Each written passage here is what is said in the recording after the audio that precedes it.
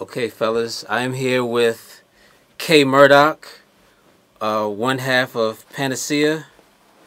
You want to give them a little history first before we get into the beats? Yeah, for sure. So my name, as Gadget said, is K-Murdock, which is just short for my government, which is Kyle Murdoch.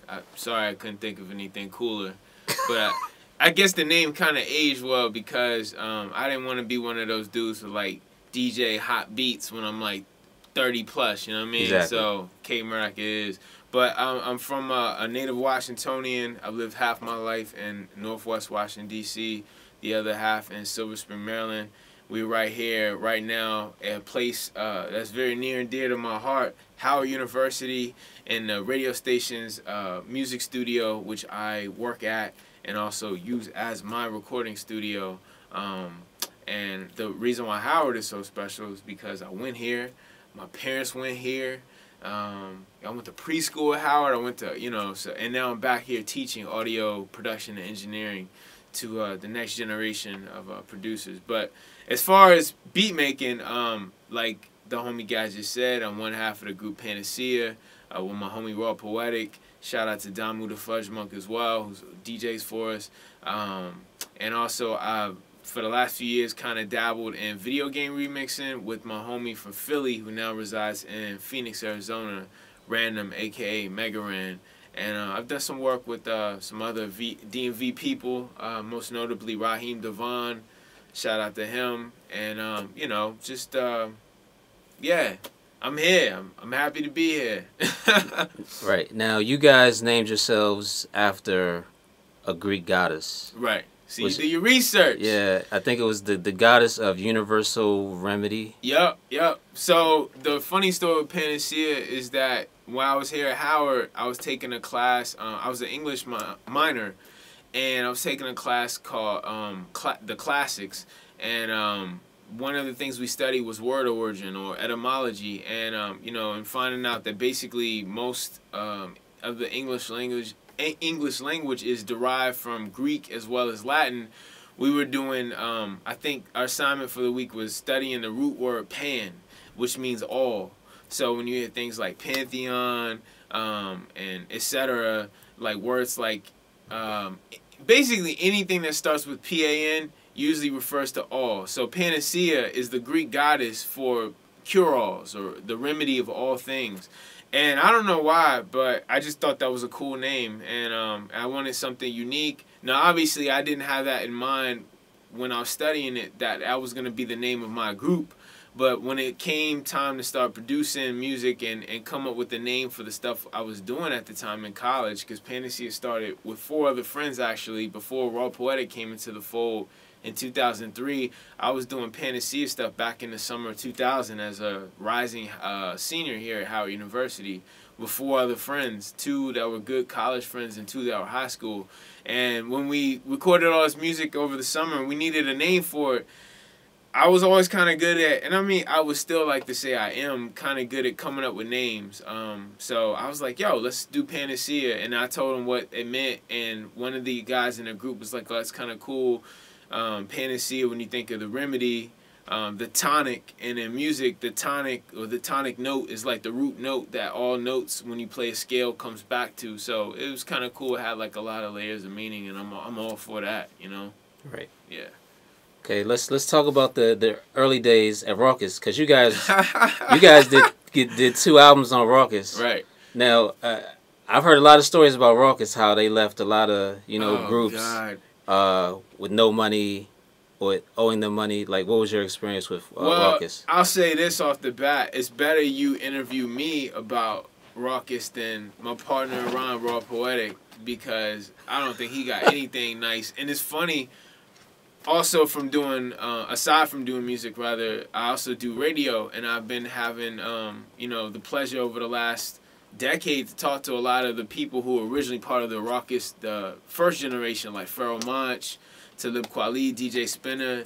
And to be honest with you, I would say 90% of those guys I've talked to, and we've talked to the beat miners, I mean, people who've had, like, albums on Rawkus. Like I said, that first generation that most of us knew from the late 90s.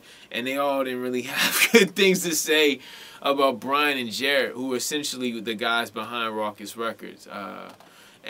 You know, my experience, I mean, I was sized, you know.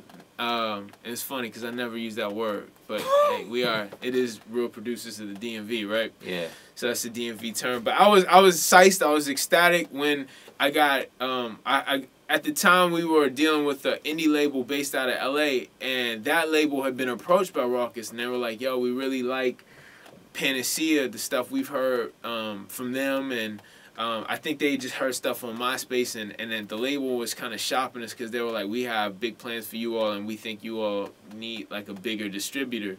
So Rawkus was intent. I remember we went back and forth for maybe like 3 to 6 months as far as like working out a deal, or should I say the label we were with, which was Glow in the Dark Records and Rawkus, working out a deal. Glow in the Dark Records? Yeah, it's called Glow in the Dark. Now they changed it. They're not still actively putting out music, but the last time I checked, they called themselves Glow Like This, which is kind of cool. But I mean, shout out to Jay Sonic and DJ Mechalek. They also in a group called Time Machine. Right.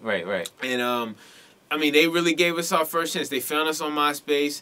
They hooked us up, and I remember distinctly being at the Brooklyn Hip Hop Festival in 2006 and meeting Jared for the first time, and it made me think of. Yeah, I met Jared from Rawkus, and it was crazy because I would have never known. He was just out there with his family, just chilling. He was a random white guy just out there with his family, and he came up to me. He was like, "Hey, what's up, K-Murdock?" And I was like, instantly, I've been having conversations with him on the phone, and I was like, oh my God, this is the guy I've been on the phone talking to. Always a picture, when you think of music execs, it's like Dr. X from Mr. X from Inspector Gadget, or whatever they got, the claw. The claw. Like, you turn around the chair, and it's just that arm, you know what I mean? And I'm not saying he has some crazy voice, but it's always that, like, you know, when you think of the record execs, you also think of, like, growing up and seeing videos like, what was it, Dre Day, Gasface, when like they go in and he's like, we got big plans for you, and it's like some old, hate to say, you're gonna sell more hats. Oh yeah, you know, with the plaques on the wall and all that stuff, and you know, he just I'll just say this, like, they talked a big game, you know, they were in my ear making me see like a lot of stuff that unfortunately never materialized, and you know, it was a great, for what it was a great experience. We walked away. We didn't actually have to pay much because we didn't really see that much on the front side. A lot of our, even today when I get my royalty checks from ASCAP from Panacea stuff, it's still garnished so heavily because we get a half of a half of a half. What? Yeah, because the label, the stuff was split between Rawkus and Glow in the Dark, and then it was split between Glow in the Dark and us, and then me and Jason, or Raw Poetic, was splitting. So when I do get those little, you know, you're seeing pennies on the dollar. I'm seeing pennies on the dollar, brother. So I mean, obviously, if I was living off of just doing music alone, you wouldn't be talking to me. I'd be underneath a bridge in Union Station or something.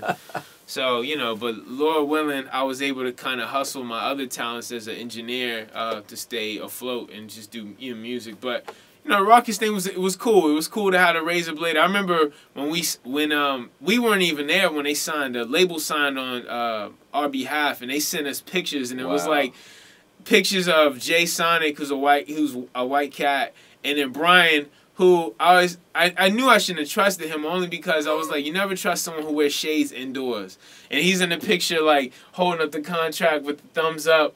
And I was like, man, this shit is jive and corny. But, you know, all that being said, it was cool just to say we were on Rawkus Records. And, like, it did, you know, they put us on a tour initially. We got the tour with Nubian was our first tour. And then with Planet Asia later. And we got a lot of love out in the West Coast. And even when we came back here, and even overseas, I feel like Panacea was real big. I mean, so big that when I do go over there now with other artists, the cat I mentioned at the onset, Random, people are like, yo, what's up with Panacea? Like, I'm like, yo, y'all know about Panacea? Like, it's always humbling, man. It's great. So we're going to work on a new album, hopefully sometime this year. I just need to get back on the beats. And the plan is to come out with a 6th album later this year. But the Rawkus times were interesting, to say the least. I mean, we can look back and laugh now, but when we were in the thick of it, we weren't laughing much, man. You know what I'm saying? It was some interesting times, to say the least. Did you do any beats for any Rawkus artists? No, I remember I was actually in talks. I mean, it's funny you asked that because a lot of this stuff I'm kind of divulging for the first time, just because no one ever really talked to me and asked me. But Brian and Jared wanted to manage me as a producer, and at the time, the other two cats they managed were Sarah, creative partners. Sarah, the group, yeah, the whole group, yeah. They was what is it the Omas, Keith, and what was the other guy's name who was in a lot of stuff? A skinny, light-skinned dude. But anyway, I mean, if you don't know, Sarah is dope, man. I mean, shout out to Omas, who I got to meet a few years later and told him the story. And actually, they were one of the first cats. They heard our stuff, and they gave us a good press write-up, you know? So when you buy the Panacea album, Omas had, like, a quote on the front of, like, our stuff and saying it was, like, ahead of his time and... You know, which meant a lot coming from them because their stuff to me was like, it really was more than hip hop. It was like electronic, soulful. It just, it blended that line maybe a few years before. They were way before their time. Oh, it was way, if they came out now, they'd be platinum artists. Right. They would totally be. Taz Arnold is the guy I was thinking. It was one of the other. It was three of them. Right. Taz and Omas. They were like Pharrell, Janae Monáe, Prince, oh yeah, all in one group. It was like that progressive hip hop soul fusion, like yeah, they would.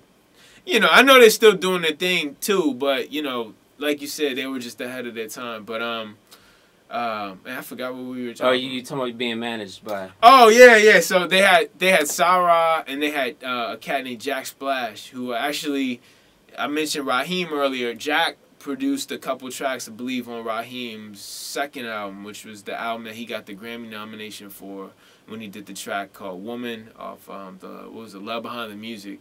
He did a track that I love. And it's funny because one of my homies, it was his wedding song. He did a track called Mo Better.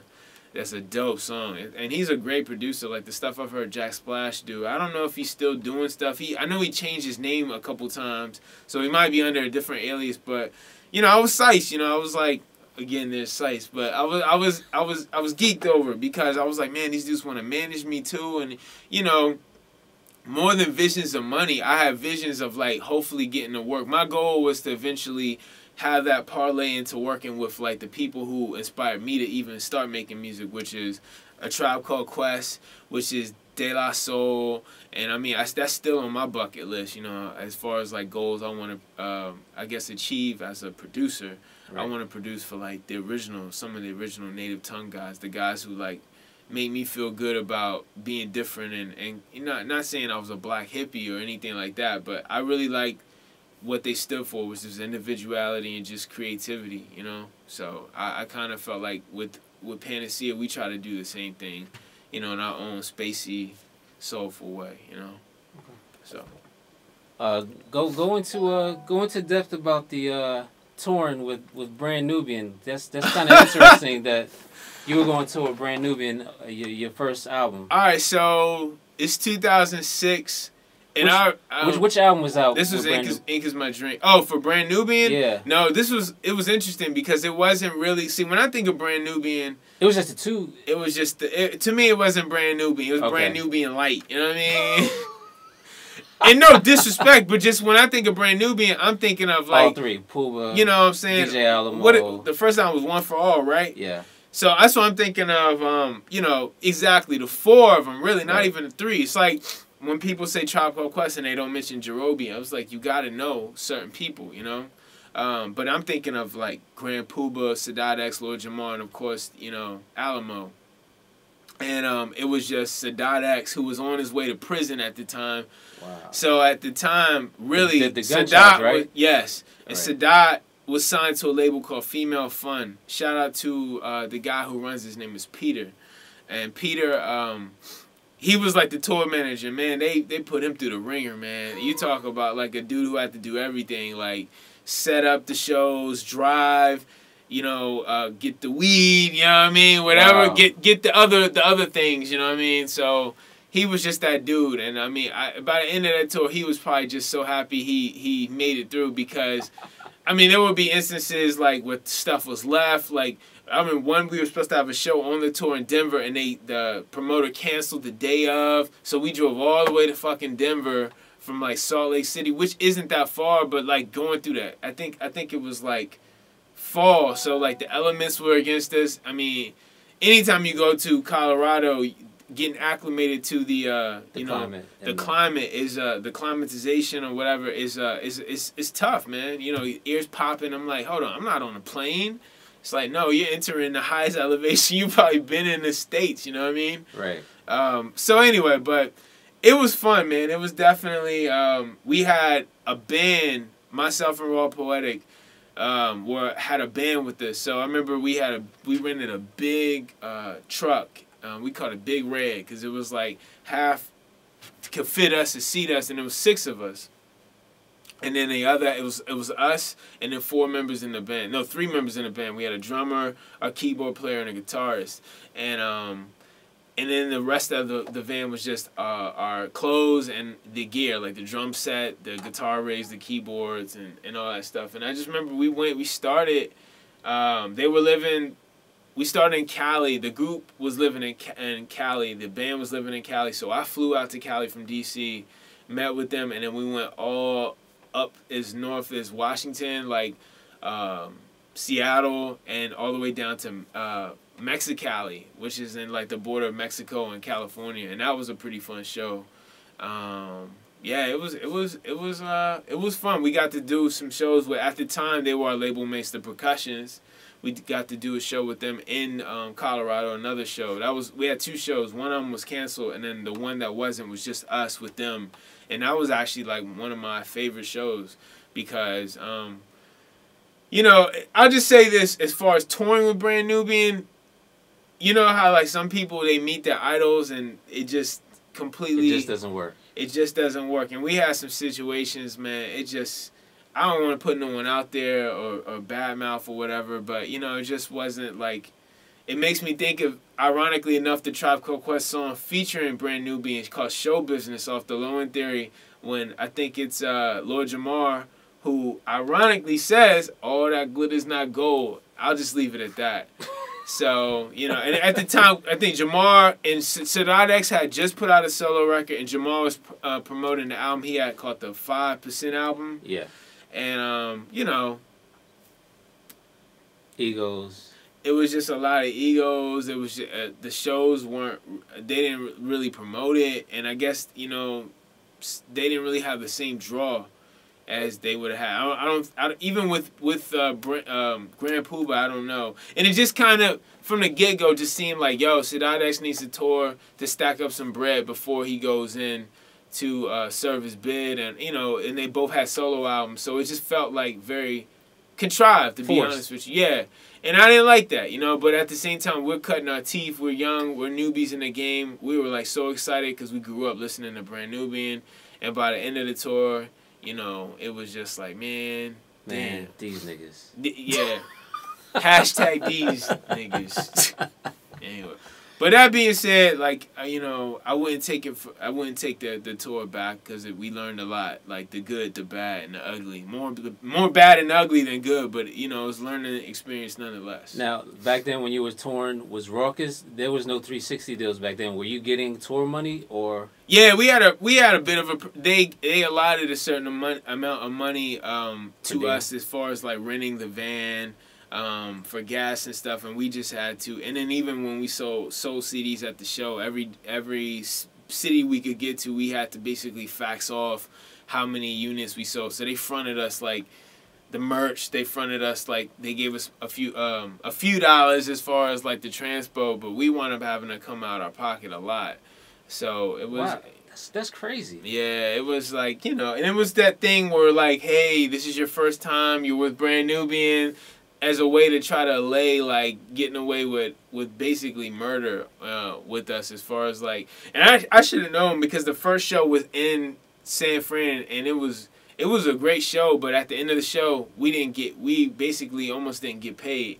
And I should have known if this is the way the tour is going to start, and we had almost 3 weeks more of this shit, that it was just a bad omen. And I mean, we had to fight. I remember... Peter, who I mentioned earlier, came out and he was like, "Hey man, I got some bad news." And I was like, whenever a conversation starts when the conversation starts with "Hey man," it ain't good. Right, and when the conversation is starting like that, you're like, "Damn." And he was just like, "Hey man, you know, due to certain situations, like, I can't pay you all what you promised." So we were like, all right. So we go outside and we call our label, Glow in the Dark, and they were essentially like the liaisons between Rawkus. We talked to Jay Sonic and see, iPhones, man, you can't even deal with them, man. Anyway, y'all know you'll edit that out, and even if you don't, I think that's funny. But yeah, we called him up. We were like, "Yo, man, they're not trying to pay us," and he's like, "Oh shit, let me make some calls now." But it's only so much he can do. Right. You know, obviously we're in Northern California. He's in like LA. So, you know, he's not like he can be like, "I'll be there in like 30 minutes." Like, nah, that's like 4 hours? Yeah, fuck that. It wasn't happening. So we got some money. We got enough basically to fill up our gas tank, but I put it like this. When we had our homecoming show, which was the last show on this tour, it was like we were so happy to be home because we were like, yes, we're not spending no more money or no more like coming out of pocket. I mean, I honestly, and then because I was the only one of us 5, because everyone was doing music full time, I was still working. I worked for XM Radio pretty much out of college, and that's actually how I met Raw Poetic, working at XM. One of my homies who I did my show Subsonic with was like, "Yo, my roommate also raps. You should check him out." And he introduced me to Raw Poetic in 2003. Gave him a beat CD. The rest is history. So I was working still full time because I felt like if I left XM, I left having a studio, and then we couldn't do no Panacea shit. So it was kind of a calculated move, but because of the situation, us getting like, you know, basically shorted on a lot of the shows, I didn't even take what I was supposed to make. I gave it to the band because I was like, these dudes are out here supporting our music. It's the least I can do. I was like, I can't have them going back and not making anything. You know what I mean? So basically, I was in the red the whole time, but that's cool because I had a paycheck still coming to me. And the other funny thing about that was that, you know, going to my bosses who were super cool, I was like, yeah, can I take off the next month? And they were like, okay. So that was crazy. But the whole time I was like, man, if I come back and I walk in my studio and there's someone in here like, who are you? I'm going to be hawking out, flipping shit over. And obviously that didn't happen. And I probably wouldn't have done that. I would have just walked in like, fuck, you know. But it didn't happen.